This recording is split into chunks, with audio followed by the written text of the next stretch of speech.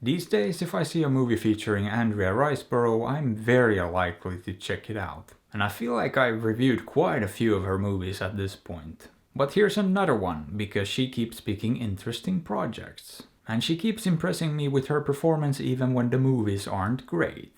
This one though looked a lot more straightforward than a lot of her recent projects. It looked to me like a quaint little indie drama with probably a strong romance angle. And that's pretty much exactly what it is, although I wouldn't say the emphasis is on drama. Because this is a movie where not a whole lot of exciting things happen. But what is the movie even about then? Well, it's about this woman who arrives in Luxor, Egypt. Except we don't know who she is, why she is there, or pretty much anything about her. And the movie seems very reluctant to give us any further details to help us put all the pieces together. But I at least picked up on the fact that she seemed troubled. She's dealing with some stuff probably. And a bit later on it is revealed why she's there and you're given some hints about what's going on inside her head. But for whatever reason, the movie still doesn't really let you in on any further details. In fact, even at the end of the movie, you still don't really know her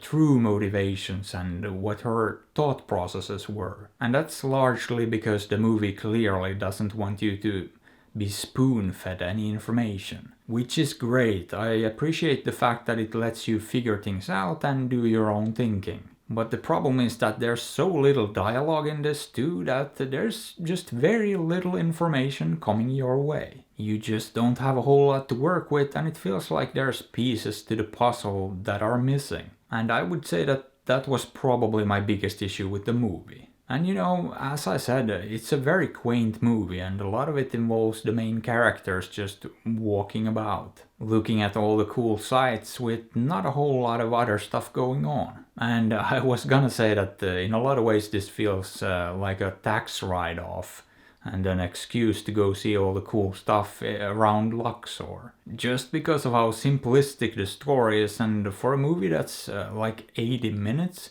it still feels rather slow and a little bit bloated even. But I'm not quite that cynical. I don't think anyone puts this much effort into making a movie just for that reason. That seems a little bit silly, and yeah, I would like to think that writer-director Zain Adura had other motivations. But at the same time, I do feel like there needed to be more effort put into the writing here. Because what we actually got here was almost like the bare bones outline of a story, with all the gaps that need fleshing out just left without any love and attention. Which at the end of the day means I did have a difficult time connecting with the story and the characters. Although I will say I still liked the two main performances here, they just had this effortless and natural charm to them, and good chemistry too.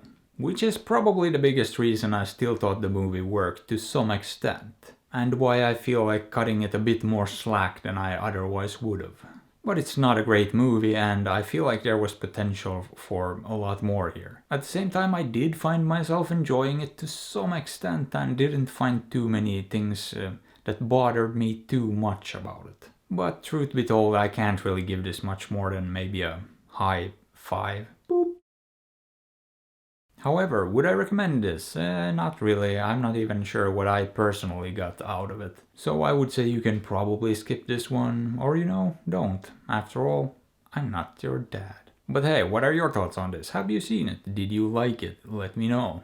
And if you enjoyed the video, maybe give it a thumbs up or sub to the channel, because that would be fantastic.